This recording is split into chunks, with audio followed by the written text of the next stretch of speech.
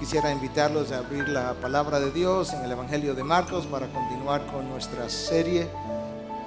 Capítulo 4, a partir del versículo 35 hasta el final. Este es el mensaje número 19 en esta serie de Marcos.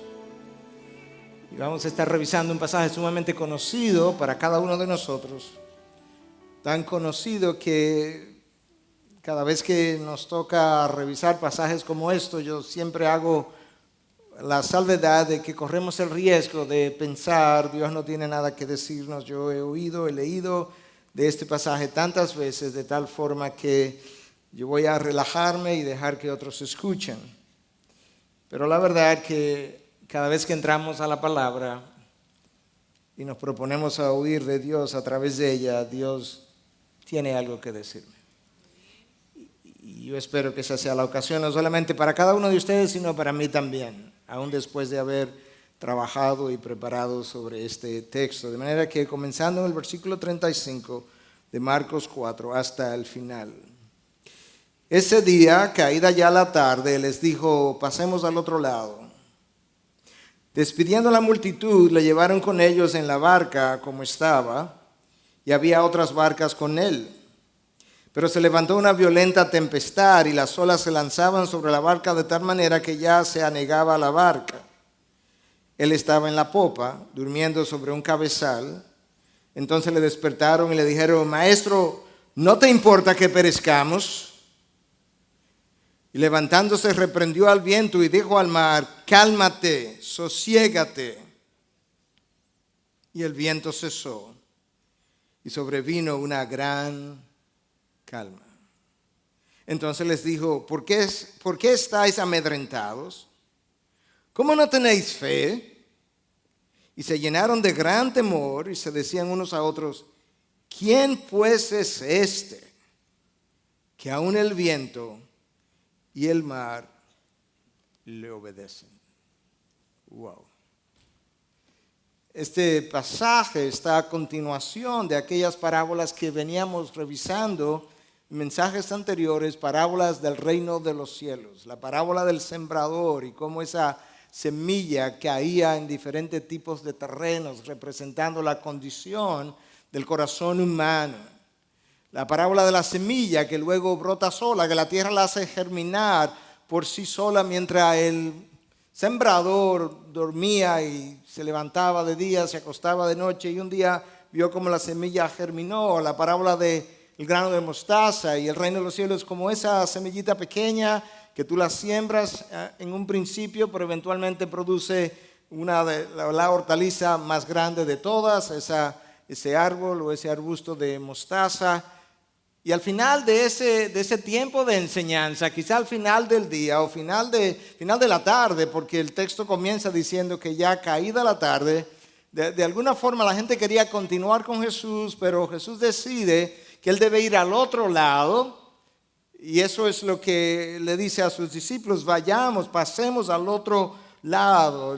El texto no dice la razón por la que Jesús quería ir al otro lado, pero posiblemente, dado el resto de lo que sabemos de él quería volver a predicar el evangelio a algún otro grupo de aquel otro lado del lago, a exponer a otra multitud a su verdad o algo similar.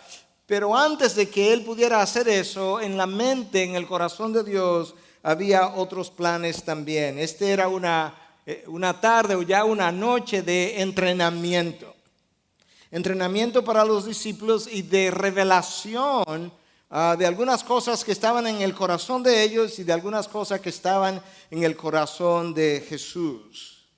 Es interesante cuando nosotros revisamos esta sección que sigue a las parábolas. Cuando tú comienzas aquí donde yo comencé hoy y sigue hasta el capítulo 6, te encuentras a Jesús ejerciendo el poder para calmar la tempestad, ejerciendo el poder sobre la naturaleza. Tú encuentras luego a Jesús ejerciendo el poder sobre el gadareno, aquel hombre que estaba poseído con una legión de demonios. Y tú encuentras a Jesús levantando a la hija de Jairo. Tú encuentras a Jesús sanando a esta mujer que tenía una hemorragia por 12 años. Y una y otra vez Jesús mostrando su poder absoluto sobre toda condición. Pero en esta ocasión los discípulos van a ver una demostración de poder por primera vez en contra de las fuerzas de la naturaleza, en contra de aquellos que ellos quizás temían. Y es el hecho de que esta tormenta estaba delante de ellos, aunque ellos no la conocían. No lo sabían, no lo podían predecir, no tenían manera de predecirlo. Y parte de la razón por la que ellos no podían predecir eso es porque aquella región en aquella época, y aún se habla todavía hoy, de que es famosa por las tormentas que se levantan de repente, de forma inesperada, con vientos que parecen ser mucho más violentos en la tarde que en la mañana, o aún que en la noche, aunque esto ocurrió en la noche.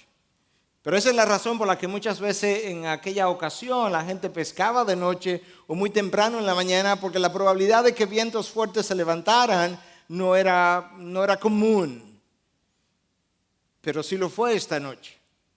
El lago de Galilea está a unos 700 pies por debajo del nivel del mar, está rodeado de colinas a unos 2,000 pies de altura, y esa combinación de las alturas de las colinas, un terreno que está por debajo del nivel del mar, aparentemente produce condiciones favorables para que de repente se puedan levantar vientos tan fuertes que se asemejen a vientos huracanados. Esta es la primera experiencia de los discípulos con Jesús en medio de una tormenta, pero no va a ser la última. Habrá otra ocasión que Marcos va a relatar y que Mateo relata en el capítulo 14, donde ellos van a estar en medio de otra tormenta, pero Jesús no estaba en la barca en esa ocasión, sino que estaba en la montaña orando, pero aparentemente ellos no habían aprendido la lección que necesitaban aprender en esta primera, y hubo necesidad de una segunda, y eso es cierto de nuestras experiencias. Una de mis peticiones cada vez que he estado en uno de estos momentos tumultuosos es pedirle a Dios que me ayude a aprender todas las lecciones que yo necesito aprender de esa tormenta, porque yo sé que si lecciones se me quedan sin aprender, viene un viento de camino donde yo voy a estar otra vez batallando en la tormenta hasta que yo aprenda la lección. Le daré otra vuelta al monte Sinaí y otra vuelta al monte Sinaí, hasta que yo haya aprendido lo que Jesús piensa que yo debo aprender. En esta ocasión, la barca está en medio de vientos huracanados. Las olas son altas hasta el punto que ya el barco ha comenzado a hundirse. Ha tomado tanta agua que en realidad estos pescadores experimentados estaban temerosos, y yo puedo entender que yo me atemorice ante cualquier viento en una barca, pero gente que nació en el mar y que termina atemorizado debió esto haber representado posiblemente una tremenda tormenta. Y esas tormentas de la naturaleza, en este caso, tienen similitudes con nuestras tormentas emocionales de la vida, donde Jesús nos lleva de la mano muchas veces a estas clases de tormentas, porque Él tiene lecciones que darnos, que yo no la aprendería fuera de la tormenta. Son tormentas emocionales, pero son tormentas reales.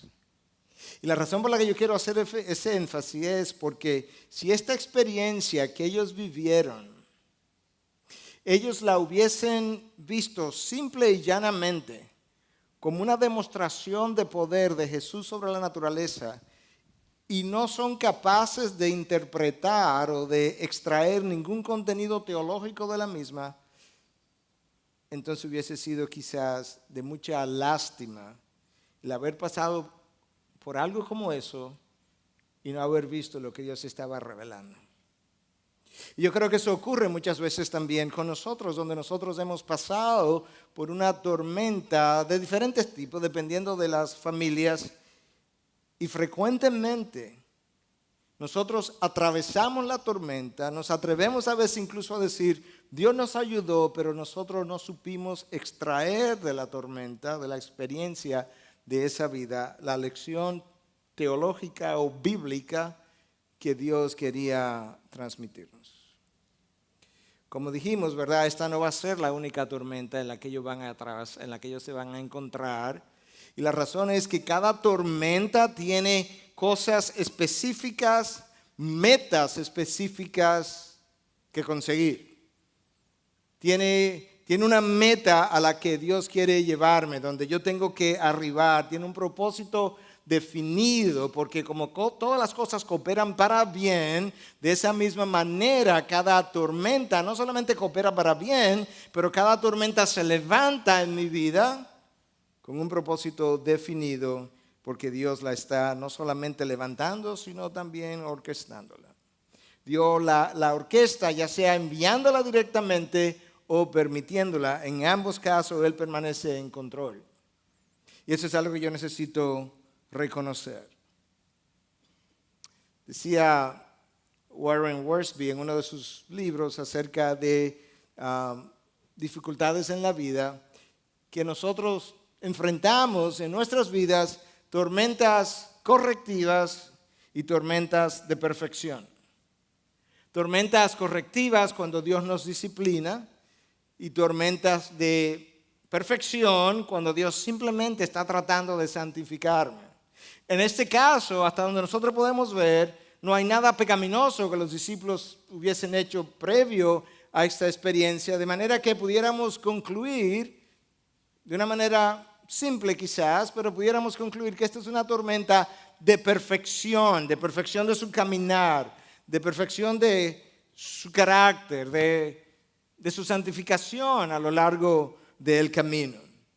Y las tormentas de corrección tienen muchas veces un propósito, tienen la finalidad de quebrar mi orgullo, la finalidad de deshacerme de mi autosuficiencia, o la finalidad de corregir un mal hábito que yo había cultivado, o la rebeldía en nosotros, o el espíritu de desobediencia, y nos fuerzan entonces a someternos a su voluntad.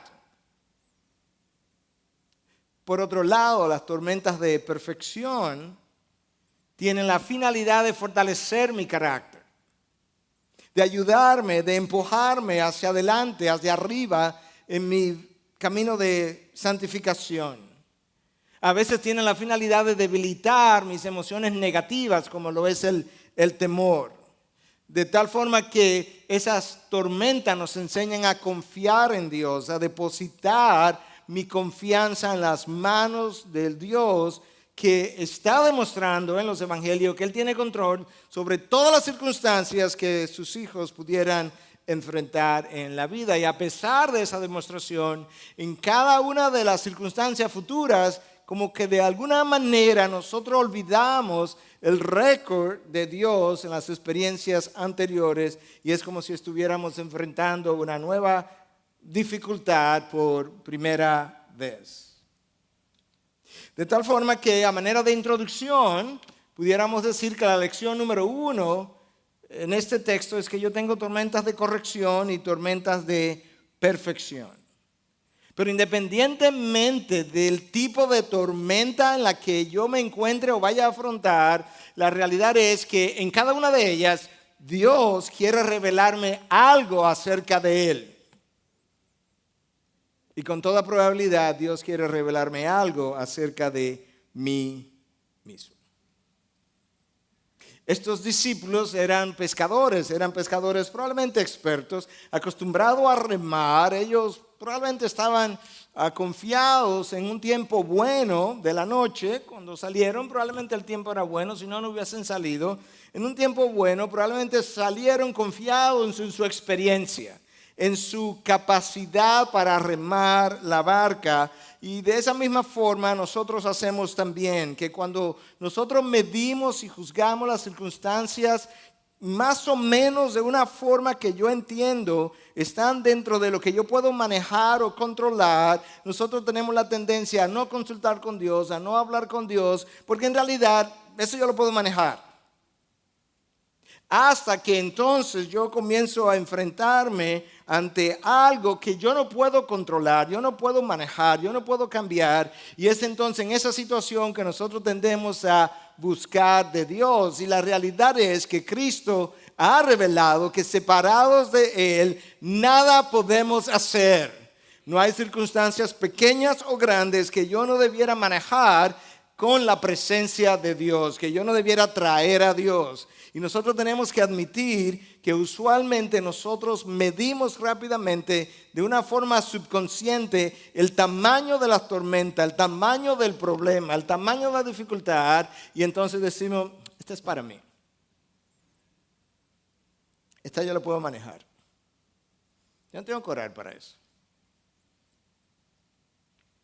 Pero yo tengo que recordar lo que Cristo ha revelado. Y también tengo que recordar que hay tormentas correctivas de esa forma de pensar y tormentas de perfección. Jonás entró en una tormenta, usted recordará. La tormenta se levanta y Jonás es tirado al mar y es estragado por este gran pez. Y adentro en ese estómago debió haber tenido otro tipo de tormenta entonces. Porque desobedeció a Dios. Pero resulta que esta tormenta en lo que los discípulos se encuentran es porque obedecieron a Dios. Jesús dice, pasemos al otro lado, y ellos inmediatamente recogieron y nos fuimos. De tal forma que yo tengo tormentas en las que yo entro por desobedecer a Dios y tormentas que yo atravieso por obedecer a Dios. Y ahí hay otra lección, y es que la obediencia a Dios no garantiza que yo no tenga que atravesar circunstancias de esta índole o de este tamaño. Fue la obediencia al Padre que llevó a Cristo a una enorme tormenta emocional hasta el punto de sudar gotas de sangre en Getsemaní y de ahí a la cruz. Fue la obediencia a Dios que llevó a Pablo a tener cadenas y aflicciones en cada una de las ciudades que le esperaban visitar en el futuro. Yo creo que nosotros necesitamos entender eso porque muchos de los problemas del cristiano, muchas de las frustraciones del cristiano, mucha de su desesperanza tiene que ver con expectativas irreales de la vida. Dios nunca ha garantizado un vuelo sin turbulencia. Lo que Él ha garantizado es un aterrizaje suave y seguro. Pero el vuelo sin turbulencia Dios nunca lo ha garantizado. De hecho, yo creo que Él garantizó todo lo opuesto. En esta vida tendréis tribulación, pero confiad en mí. Jonás desobedece y entra en tormenta. Los discípulos obedecen y entran en tormenta. La obediencia a Dios no me garantiza y no me libra de entrar en tormentas. Lección número 2. Jesús quiere ir al otro lado. Quizás a predicar el evangelio, como ya dijimos. Las multitudes le quieren seguir, pero no pueden en este momento. Habían algunas otras barcas alrededor que Marcos observa, y eso nos da una idea al leer el relato que probablemente es alguien que fue testigo ocular de los hechos, que presta atención a esos detalles, de que habían otros barcos alrededor. Y de dónde Jesús estaba durmiendo en la popa de la barca. Se piensa que probablemente Pedro fue el testigo ocular, que Marcos, como hemos hablado en otras ocasiones, probablemente fue una especie de secretario de Pedro, pero un testigo ocular es el único que puede prestar atención tan pequeña como estas cosas que está Marcos describiendo en su evangelio. Y yo creo que Jesús tenía un interés marcado en esta noche. Jesús no se va a dormir accidentalmente. Yo creo que Jesús se va a dormir cansado del día de la faena, pero conociendo lo que se avecinaba entrada la noche. Ya la tarde había caído, ellos comienzan a remar, ellos comienzan a moverse hacia el otro lado y en realidad en este momento están en el centro de la voluntad de Dios. Es Cristo que los ha dirigido y estando en el centro de la voluntad de Dios es cuando ellos necesitan o cuando ellos atraviesan o entran en esta dificultad que sería la primera de esta naturaleza, pero no es la última, como ya habíamos mencionado. Y de nuevo, la voluntad de Dios en mi vida no me evita las dificultades. Lo que sí me garantiza, no me garantiza la ausencia de dificultades, pero sí me garantiza propósito, me garantiza significado, me garantiza dirección, me garantiza una presencia de Dios en mi vida e incluso en ocasiones es capaz de garantizarme gozo en medio de la tormenta, por la manera como la gracia de Dios se manifiesta, por la manera como acepto o no acepto, pero en el caso de la aceptación, por la manera como acepto la experiencia, como le doy bienvenida a la experiencia, como el apóstol Pablo dice, por tanto me gloriaré en las tribulaciones. Esa es la razón por la que alguien como Pablo puede experimentar gozo en la tormenta, porque él no las rechaza, él no se aira contra ella, él le da la bienvenida, dice yo mejor me glorío en las tribulaciones, conociendo que el poder de Dios se perfecciona en la debilidad. Hermanos, la realidad es que aunque este libro tiene todo lo que yo tenga que aprender acerca de la fe, la realidad es que yo no aprendo la fe hasta que yo no tomo el contenido de este libro y lo llevo a la práctica. Yo no aprendo a manejar a través de un libro que yo leo y luego voy y tomo un examen teórico y lo paso, ya yo sé manejar. Yo tengo que tomarlo enseñado en la teoría y llevarlo a la práctica. Y Jesús está consciente que la fe se desarrolla a través de experiencias en la vida, donde nosotros vemos dificultades, donde vemos problemas, donde vemos peligros, donde nos sentimos en debilidad, donde sentimos que las cosas nos abruman, donde sentimos que las cosas tienen más tamaño que nosotros, más tamaño que nuestra sabiduría, más fuerza que nuestra fortaleza. Y entonces ahí yo clamo a Dios y en mi debilidad Dios perfecciona su poder y mi fe crece. Y eso es exactamente lo que va a ocurrir en esta ocasión. Jesús nos va llevando de experiencias pequeñas a experiencias mayores. ¿Escuchó eso? La experiencia que usted tuvo ayer no va a ser la última. Probablemente haya una mayor que esa. Esta es preparación para la próxima. Lo hemos hablado en otras ocasiones, esto es una de esas asignaturas mandatorias en el currículum del reino de los cielos. Entonces tú tienes tribulación 1, tribulación 2, tribulación 3, tribulación 4, tribulación 18. Hasta que tú te gradúas con un doctorado y entras al reino de los cielos. Pero Jesús nos va enseñando poco a poco, como lo vemos en esta tormenta. En este caso, Jesús estaba ahí. Ellos no simplemente sintieron la compañía del Señor, como en ocasiones nosotros hemos dicho, estoy en gran tribulación, en gran dificultad, pero yo sé que el Señor está conmigo, yo lo puedo sentir. Y cómo eso se siente, ninguno puede describirlo, pero hay un sentido de certidumbre en alguna de estas experiencias, donde tú sabes que Dios está contigo, tú tienes una certidumbre de esa compañía en el caminar. Bueno, en esta ocasión ellos ni siquiera tenían que pensar en sus emociones o sentimientos. Jesús estaba allí. Pero vendría una tormenta similar a esta en el mismo lugar, en el mismo lago, en el medio de la noche donde Jesús no iba a estar allí. Porque es fácil tener fe cuando Dios está ahí en carne y hueso, pero otra cosa es cuando Dios no está visible.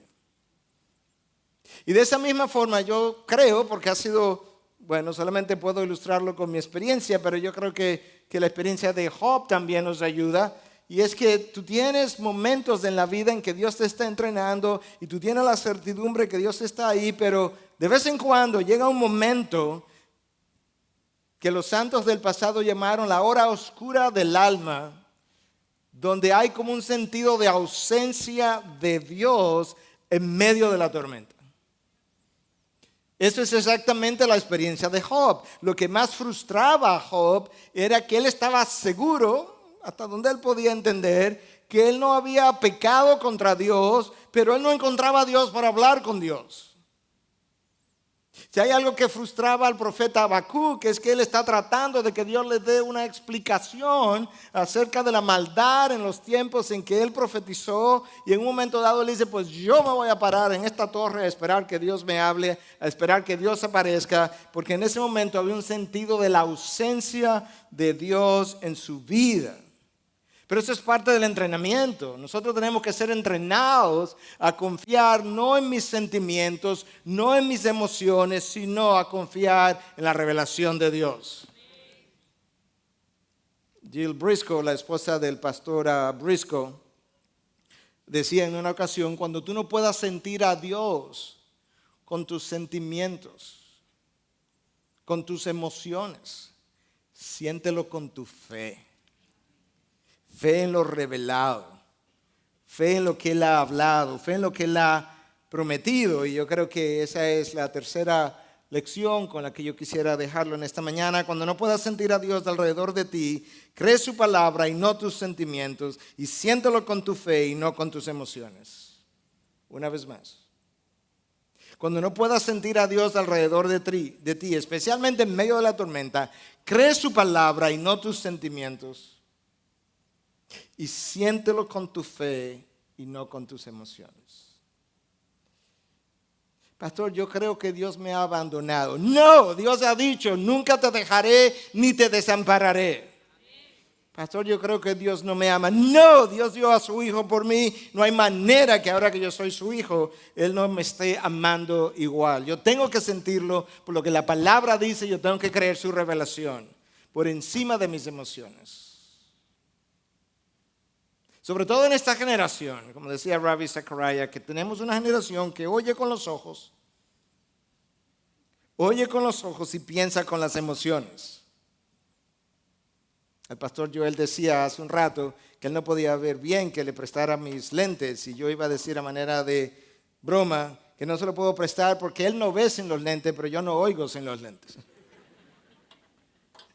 Bueno, no es exactamente así, pero esta generación oye con los ojos y piensa con las emociones. Pero nosotros tenemos una enseñanza en la palabra a través de la vida de un apóstol que nos enseña que nosotros no debemos ser de esa manera y que tenemos que crecer y que nosotros no podemos seguir dependiendo de lo que vemos, porque nosotros no caminamos por vista, sino por fe. Ahora no haga como me contó un pastor el viernes. Yo estaba predicando en la noche en otra iglesia en la zona oriental, y de regreso venía con Omar, el pastor de los Praditos. Me decía que en una ocasión él venía en un carro y que la persona que iba manejando quería orar, pero que él quería cerrar los ojos para orar.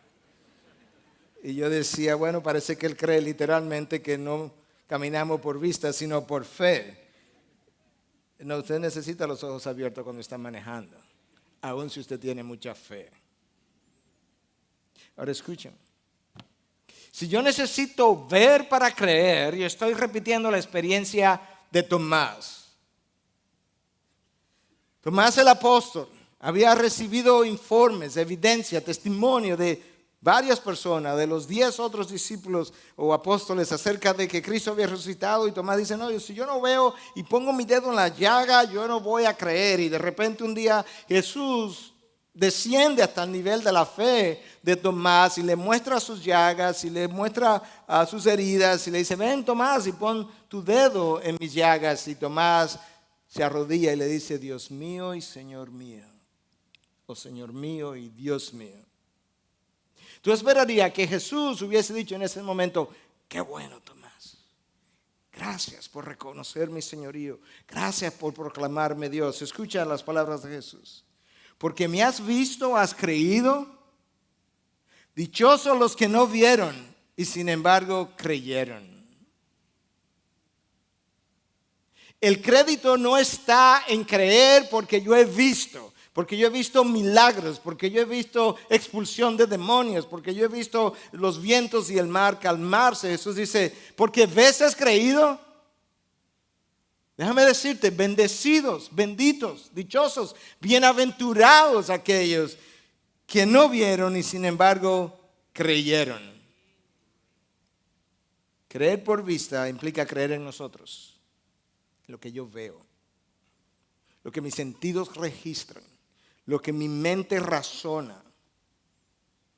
Pero creer sin haber visto implica creer en Dios, creer en lo que Él ha revelado.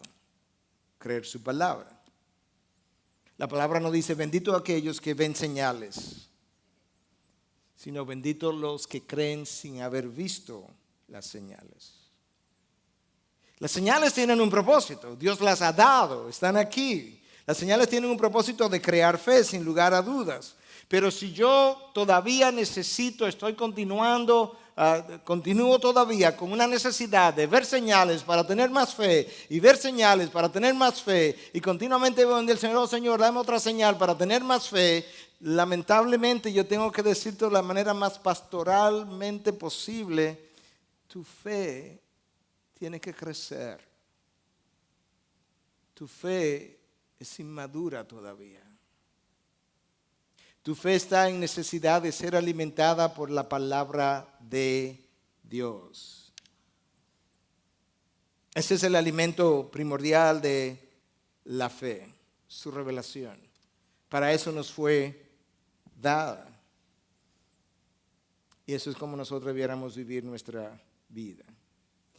En esta primera tormenta, los discípulos despiertan a Jesús, despiertan a Cristo, y al despertarlo, ellos esperaban que Él los ayudara de alguna u otra manera. En la próxima tormenta, Cristo no va a estar ahí para ser despertado. Ellos tenían que aprender a confiar. Ellos tendrían que aprender a confiar y a preocuparse menos. Ellos tenían que aprender a confiar y a remar menos. Ellos sabían remar bien, lo que no sabían era confiar bien. Cristo sabía que llegaría un tiempo, pronto relativamente hablando, cuando Él no estaría en ningún lugar. En esta ocasión Él está en la barca, la próxima vez Él estará en la montaña orando y desde lejos los veía. La próxima vez Él no estaría ni en la barca, ni en la montaña, ni en el planeta Tierra, y ellos tendrían que confiar en Él fuera de esta creación visible para ellos. Es su entrenamiento, poco a poco. Y mientras ellos están en medio de la tormenta, en pánico, el maestro está roncando en medio de la tormenta. ¿Puedes creer eso? ¿Tú puedes creer que hay gente que mientras otras tribulan, ellas descansan? Hermanos, nosotros nos cansamos más por el nivel de preocupación con el que vivimos. El nivel de preocupación con el que nosotros manejamos la vida. Anoche yo le decía a mi esposa, estoy atrasado con el viaje, yo tengo que predicar el segundo sermón y antes de que el culto termine yo tengo que salir corriendo para el aeropuerto porque si no pierdo el avión. Y a las 6 de la mañana comencé a arreglar la maleta, literalmente, pero ¿sabes qué? Dios ha estado en control de todo eso. Hay un poco de agitación humana que todo eso produce, pero al final yo tengo que confiar en Dios aún para arreglar una maleta antes de un viaje. Y hay una realidad lamentablemente dentro del pueblo de Dios, es que el pueblo de Dios prefiere preocuparse antes que orar. Prefiere trabajar antes que orar. La preocupación nos da a nosotros un sentido como que estamos haciendo algo. Bueno, estamos haciendo algo, no hay duda, pero lo que no estamos produciendo nada. Estamos como sentados en una mecedora donde nos movemos para adelante y para atrás, pero no vamos para ninguna parte. Eso es la preocupación. Preferimos trabajar antes que orar porque cuando trabajamos yo me siento en control de las circunstancias. Cuando yo oro y le digo, Señor, bueno, tú decides, como que yo tengo que dejar que Dios controle, que Dios orqueste, que Dios determine. Y al ser humano eso no le gusta. A él le gusta manipular, manillar, como decimos nosotros, colocar las cosas en el lugar que entendemos va a funcionar. Y Dios dice, bueno, cuando tú te canses, cuando tú termines, cuando tú te agotes, tú me avisas. Y la realidad es que nuestro trabajo muchas veces estorba el trabajo de Dios. Hermanos, Dios no nos necesita. Yo creo que eso es algo que usted conoce, pero que nosotros no vivimos como si lo conociéramos. Él creó el universo por sí solo, sin ayuda.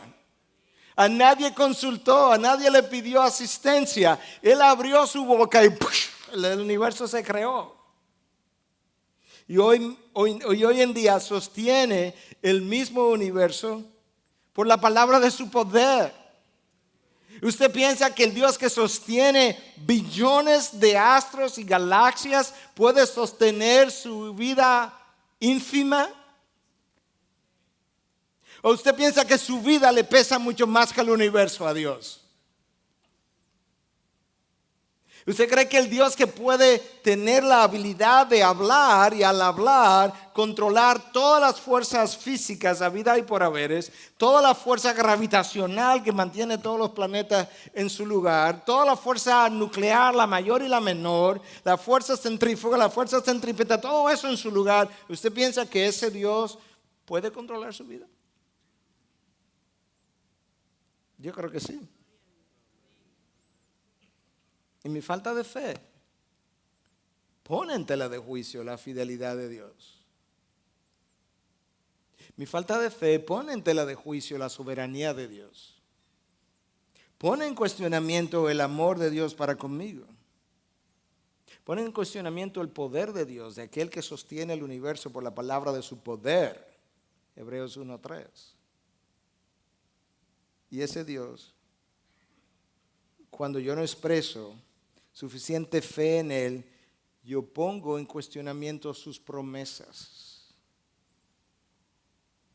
Aunque pase por las aguas, no te abnegarán. Sí, eso dice tú. Eso es lo que Dios dice. El texto que acabamos de leer es como una representación fiel de Isaías 43. Aunque pase por las aguas, no te abnegarán. Sí, la barca se te está llenando, pero yo estoy consciente de lo que está pasando. Y frecuentemente Dios permite que lleguemos exactamente hasta ese punto. Hasta el punto donde yo creo que ya yo voy a sucumbir. Hasta el punto donde yo pienso que ya no hay más esperanza, donde ya todo se ha terminado. Dios espera que yo llegue al Viernes Santo, donde ya se perdió toda esperanza de vida y toda posibilidad de un mañana, para entonces 3 días después de haberlo, aún habiéndolo anunciado, Él confirmar sus promesas. Lamentablemente muchas veces no venimos a ese Dios hasta que no estamos cansados. Y en el proceso no solamente yo me canso, sino que yo me lleno de preocupación, me lleno de ira, me lleno de resentimiento. Y tú ves una parte de eso aquí. ¿Y tú sabes dónde yo lo veo? Cuando ellos, temiendo hundirse, van donde el maestro y en vez de decirle, maestro, perdona que interrumpimos tu sueño, pero como tú no te has percatado, estamos a punto de hundirnos. ¿Tú podrías ayudarnos? No. Maestro, ¿no te importa que perezcamos? Yo no sé si usted siente la molestia, la ira, la indignación en esas palabras, pero eso no son formas de dirigirte a otra persona y mucho menos al maestro. Una forma sarcástica. Tú eres tan insensible que te duermes mientras nosotros estamos aquí trabajando, sacando agua. ¿Es que no te importa? Si tú te quieres morir, nosotros no. Están airados, están molestos con el maestro en ese momento. Y eso es lo que ocurre con nosotros. Que cuando nosotros comenzamos a preocuparnos, no solamente nos cansamos, en la preocupación nos volvemos airados, sarcásticos y herimos. Y esto es como se da. El inicio, el origen, la fuente, es una falta de fe que nos llena de temor. Falta de fe, temor. El temor produce en nosotros o nos vuelve irritable. Pero mira dónde comenzamos. Falta de fe, temor, irritación. Y la irritación nos lleva a herir y respetar al otro. Y nos consideramos justificados. Imagínate que en ese momento le hubiéramos dicho, no sé a quién habló de esa manera, quizás Pedro, no sé, pobre Pedro. Esas son formas de hablarle al maestro. Yo imagino que le hubiera dicho, pues claro, tú no ves que nos estamos hundiendo y el maestro durmiendo. Nos sentimos justificados en el temor a hacer y a decir lo que nosotros queramos. Sobre todo, si estamos en medio de la oscuridad, en medio del mar o del lago de Getsemaní, con los vientos soplando y las olas llenando la barca. Yo creo que yo hubiese estado atemorizado también. Yo no estoy tratando de ponerme por encima de los apóstoles. Yo no he estado allí. Recuerde que no podemos ser muy juzgadores de cosas que nosotros no hemos vivido. Yo no sé cómo yo hubiese reaccionado, de manera que vayamos al paso y seamos humildes y digamos, si así somos. Cuando nosotros estamos atemorizados, nosotros no vemos las cosas como son. O sea, Cristo, el obrador de milagros, ellos no lo vieron como Él era. Porque cuando yo estoy atemorizado, yo no veo las cosas como son. Mis peligros yo los magnifico, mis riesgos yo los magnifico. Nosotros magnificamos la realidad de lo que estamos viviendo, lo transmitimos de esa manera y llegamos a conclusiones erróneas. Y tenemos entonces lo que se llama pensamientos catastróficos. Nunca va a servir. Yo más nunca voy a poder hacer. Esto jamás va a funcionar. Mi vida terminó. Pensamientos catastróficos. Pero Jesús dice, creer en mí. Yo he vencido al mundo. Temor, fruto de falta de fe, irritación, distorsión de la realidad, conclusiones erróneas. Y ahí donde tú y yo no queremos estar. Lección número 4. Cuando estoy ansioso, cuando tengo temor, debo recordar que mi ansiedad distorsiona la realidad y la magnifica, llevándome frecuentemente a conclusiones equivocadas. La gran mayoría de nosotros no nos gusta tomar riesgo. Ellos se tomaron un riesgo cada vez que entraron al mar. Decimos al leer la Biblia, el Señor es todopoderoso. Todas las cosas cooperan para bien. Él es mi escudo y mi fortaleza. Él es la roca firme. Él me ha redimido. Aunque pase por el fuego no me quemaré. Aunque pase por las aguas no me anegarán. Pero cuando llega el día de la prueba, se me olvidaron todos los versículos. Los versículos no los encuentro. No vengas ya tú con Biblia ahora. El problema es que si yo no estoy dispuesto a tomar riesgos, entonces yo nunca podré experimentar el poder de Dios. Y si yo nunca experimento el poder de Dios en mi vida, yo nunca voy a poder crecer mi fe. Mi fe crece como resultado de haber experimentado el poder de Dios, que no tiene que ser algo sobrenatural en el sentido de ver la tormenta calmarse, pero el poder de Dios en medio de la dificultad, su gracia o su perdón, o un milagro en medio de una enfermedad. ¿Por qué no? Cualquiera de esas cosas.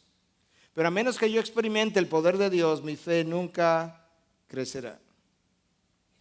Para que mi fe crezca, yo tendré que experimentar el poder de Dios. Para que el poder de Dios pueda ser experimentado, yo tendré que encontrarme en circunstancias donde el poder de Dios sea necesitado. Y para yo poder encontrarme en esas circunstancias, yo tendré que tomar riesgos.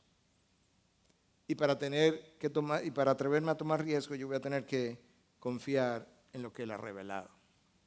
¿Te das cuenta cómo es como un círculo no vicioso, sino virtuoso? Jesús se levanta y el texto dice que reprendió al viento y dijo al mar, cálmate, sosiégate. Y el viento cesó y sobrevino una gran calma. Y yo me imagino esto, imagínate en medio de la oscuridad, las olas haciendo todo el ruido que esas olas hacen y el viento sonando, y de repente Cristo se para y dice, cálmate. Yo creo que el contraste entre ese ruido enorme de agua y viento junto y ellos gritando y esta calma aterradora, yo diría, en medio de la noche, de repente, eso solo es como para chocar a uno y decir, ¿qué fue lo que pasó? Yo no sé si usted ha estado en medio de la noche en un campo, en algún lugar donde no se oye nada, absolutamente nada. Hay como un silencio que a veces es intimidante. Yo me imagino algo así. La palabra que Marcos traduce o que Marcos usa y traducida al español como reprendió es una palabra griega que es usada por Cristo cuando Él reprende demonios. Y no estamos diciendo que la tormenta era un demonio. Hay círculos donde probablemente lo crean de esa manera. Pero lo que estamos diciendo es que Cristo está usando un vocabulario similar, demostrando su poder sobre el mundo de las tinieblas e igualmente sobre el mundo de la naturaleza, de lo físico, de las tormentas. Y cuando Él dice, cálmate, sosiégate, Él está usando una palabra, cuando miras el original, que también es usada en ocasiones para Cristo silenciar a los demonios. De hecho, es una palabra que lleva el sentido de ponerle un bozal a alguien, de tal forma que es como que tú tienes un perro y le pones un bozal, un muzzle, y lo silencia. De esa misma manera, en ocasiones Cristo le dijo a los demonios, cállate.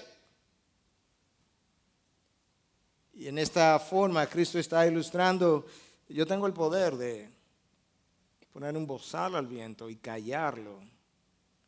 Y de ahí la calma que se produce y un silencio absoluto. Una sola palabra y los vientos le obedecen. ¿No te sorprendes? Una sola obediencia inmediata. Miles de palabras, miles, y le desobedecemos. Una sola. Y los demonios se silencian. Una sola y Lázaro se levanta. Una sola y el mar se aquieta. Miles de palabras y le desobedecemos. ¿Tienes una mejor idea de cuán irreverente es cuando tú y yo lo hacemos? Algunos en el día de hoy en ciertos círculos leen textos como este donde Cristo usa una sola palabra en una demostración extraordinaria de poder e inmediatamente se apoderan de eso y dicen, no, mis palabras tienen poder. Y tú oyes mucha gente diciendo, yo declaro, yo decreto, yo ato, yo desato, yo arrebato. La última vez que yo chequeé mi Biblia, Dios habló y creó el universo, no tú, ni yo. Sus palabras tienen poder. No las mías. Y no tengo nada que arrebatarle a Satanás. Yo arrebato mi familia, yo arrebato mi salud. ¿Qué es esto? ¿Qué aberración es esta? Mi familia no está en la mano de Satanás. Mi salud no está en la mano de Satanás. Mi vida no está en la mano de Satanás. Está en la mano de mi Dios. Todopoderoso, soberano, controlador del cielo y la tierra, que me dio la vida, sostiene la vida y quita la vida. Él está en los cielos y hace lo que le place.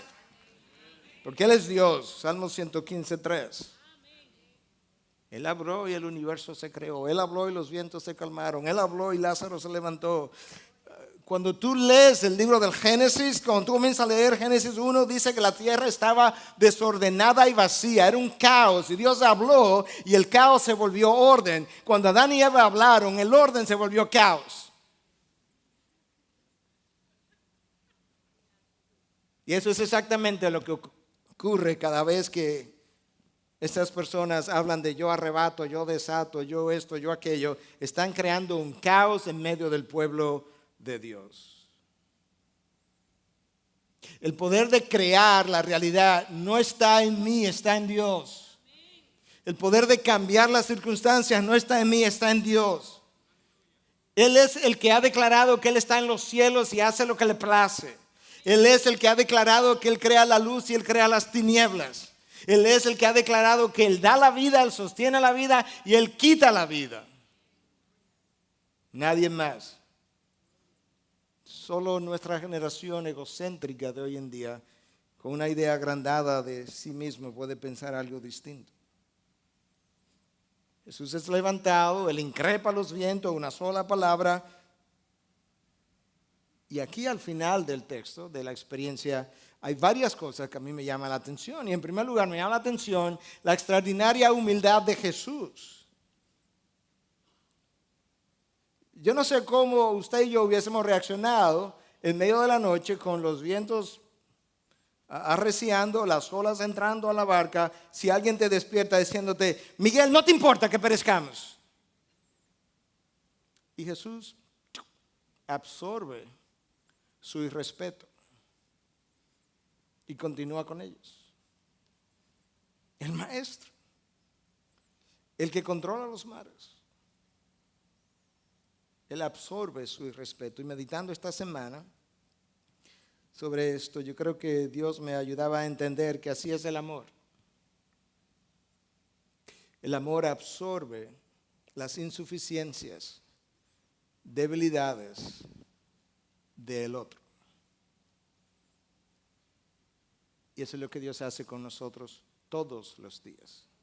Absorber en su ser todas mis debilidades e irreverencias hacia su nombre y su palabra. Llama la atención al final de la experiencia el gran poder de Jesús. Una palabra y listo. Yo creo que llama la atención también la falta de fe de los discípulos. Aquí está, ¿por qué estáis amedrentados? ¿Cómo no tenéis fe? Si hay algo que continuamente a Jesús le llamó la atención, fue la falta de fe de aquellos que le seguían. De hecho, cuando tú sigues leyendo en Marcos 5, Marcos 6, tú llegas a Marcos 6, y en Marcos 6, yo no me había percatado, por lo menos de la manera como está descrito ese versículo. Escucha lo que dice, y estaba maravillado de la incredulidad de ellos. Oye, la incredulidad debió haber sido grande. Maravillar a Dios de la incredulidad tuya tiene que haber sido grande. Cristo está haciendo milagros, está expulsando demonios, está levantando a la hija de Lázaro, está sanando a esta mujer sangrando. Cuando Él termina de todo eso, Él mira lo que está pasando en la población y dice que Él se maravillaba de su incredulidad. En este caso, Él sabe que ha tenido tiempo cercano con los discípulos y dice, ¿por qué os amedrentáis? ¿Cómo no tenéis fe? Y una y otra vez Cristo llama la atención sobre ellos por ser hombres de poca fe. Llama la atención la humildad de Jesús, llama la atención el poder extraordinario de Jesús, llama la atención la falta de fe de los discípulos y llama la atención la ignorancia de los discípulos acerca de la persona de Jesús. Escucha cómo es que termina el texto. ¿Quién pues es este que aún el viento y el mar le obedecen? Ellos no saben. Realmente ellos no saben. Y como no saben, tendremos que tener otra tormenta. Y en la segunda tormenta, ¿sabe cómo termina la segunda tormenta? Con estos mismos hombres y esto es lo que ellos dicen. Recuerda lo que dijeron ahora. ¿Quién es este que ante los vientos le obedecen? En la próxima tormenta ellos dicen, verdaderamente eres el Hijo de Dios. Y le adoraron. Finalmente aprendieron. Finalmente saben quién yo soy y tuvieron la reacción que debieron haber tenido en el primer lugar. Verdaderamente eres el Hijo de Dios y se postraron y le adoraron. Eso es lo que esta primera tormenta debió haber hecho, pero no lo hizo. Entonces vamos para la segunda tormenta. Una y otra vez llama la atención la paciencia de Jesús, pero como el amor es paciente y su amor es infinito, así mismo su paciencia es infinita. Y tolera todos estos abruptos de los discípulos. Si nosotros pensamos en nuestras vidas y pensamos a través de los evangelios, nosotros tenemos que concluir, nosotros tenemos miedo a las enfermedades, ¿o no? Bueno, Jesús la sanó. Nosotros le tenemos miedo a la muerte, muchos de nosotros, Jesús la conquistó. Nosotros le tenemos miedo a la falta de provisión. El día de mañana quizá no tengo con qué comer. Bueno, Jesús te multiplicó los panes, te dio de comer. Nosotros le tenemos miedo a las fuerzas de las tinieblas. Bueno, Jesús las expulsó, eventualmente las desarmó en la cruz. Las hizo someter a veces con una sola palabra. Y nosotros le tenemos miedo a las fuerzas de la naturaleza, un terremoto, un huracán.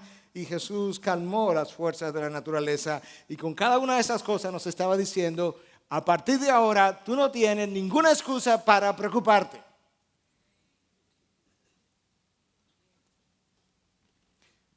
Vas en un avión, Pepe, tú y yo vamos a estar ahí esta tarde. Y comienza la turbulencia y comenzamos a amedrentarnos. Jesús dice, ¿de qué te amedrentas? La barca la controlé yo y el viento también, y este avión es diferente. Tranquilo. Nosotros no queremos ser hombres y mujeres de poca fe. La admonestación acerca de poca fe aparece en Marcos 7:18, aparte de este texto, en Marcos 8:17 y 18, Marcos 8:21, 8:32, 8:33 y 9:19. Es como, ¿cuándo van a tener fe en mí finalmente? Y Dios quiere que tú y yo desarrollemos esa fe. Porque es la confianza en Él lo que va a hacer que el temor vaya desapareciendo. Yo tengo que creer más en el amor infinito e incondicional de Dios para mí. ¿Sabes por qué? Porque el amor perfecto echa fuera el temor. Mi temor, de acuerdo a lo revelado en la palabra, en parte es una evidencia de que yo no he acabado de comprender o de aceptar el amor incondicional de Dios, porque el perfecto amor echa fuera el temor. A mayor experiencia con el amor de Dios, menor mi temor. Yo necesito entonces experimentar más su amor.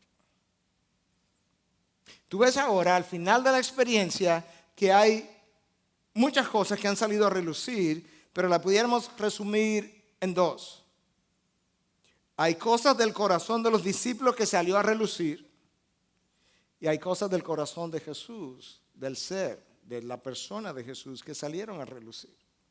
Dios tomó la tormenta, y eso es el caso en todas nuestras tormentas, y las usa para revelar cosas de nosotros que nosotros no conocemos y traerla al tapete. Y Dios usa la misma tormenta para revelar cosas acerca de Él. Las tormentas de Dios no solamente son correctivas, no solamente son preventivas, muchas de ellas, pero las tormentas de Dios son reveladoras de Dios y de mí mismo. Dios revela algo de Él, Dios me revela algo de mí. Y frecuentemente entonces es la preparación para la próxima experiencia. Yo no sé dónde tú estás, pero posiblemente algunos de nosotros estemos en medio de una tormenta. Otros de nosotros quizá estamos viendo el horizonte oscuro, las nubes oscuras, pero la tormenta no ha comenzado. Otros de nosotros estamos en la calma porque pasó la tormenta. Y otros de nosotros estamos tranquilos diciendo, bueno, pues yo no sé de qué el pastor habla porque yo nunca he estado ahí. No te preocupes, no vaya tan rápido que tú vas a estar ahí. Tienes que preocuparte, no te agites. Va a llegar. Yo consulté con meteorología. Me dijeron que viene de camino y en tu dirección. Hay tormentas pequeñas y tormentas grandes. Algunas de ellas vienen envueltas en diferentes tipos de papel. Algunas envueltas en un papel X, dicen afuera, a quien pueda interesar, y nos afecta a muchos. Pero otras vienen con mi nombre, señor Miguel Núñez, sus manos. Y han sido diseñadas de manera estratégica, específica, definida personalmente para mí. Yo tengo la opción de desesperar, o yo tengo la opción de confiar. Pero hermano, ¿sabes qué? Yo no estoy aquí para acusarte por tu temor, para acusarte por la desesperación, porque no hay ninguna experiencia humana en general de la que yo esté exento o que de alguna manera yo no forme parte de ella. De manera que yo he estado en el temor, yo he estado en la desesperanza, yo he estado en la tormenta, yo he estado en la dificultad y yo he sacado agua de la barca preocupado también. Pero he crecido. Y estoy aquí más que para decirte, tú eres un hombre de poca fe, para decir nosotros en general somos hombres y mujeres de poca fe, pero no tenemos que quedarnos ahí. Dios está tratando de hacerme crecer. Y cuando yo sé eso y confío en el amor incondicional de Dios, yo puedo decir como el apóstol Pablo, me glorío en las tribulaciones, sabiendo que en la tribulación mi Dios será fiel y será presente, y su presencia será dulce como la miel, dulce como la miel.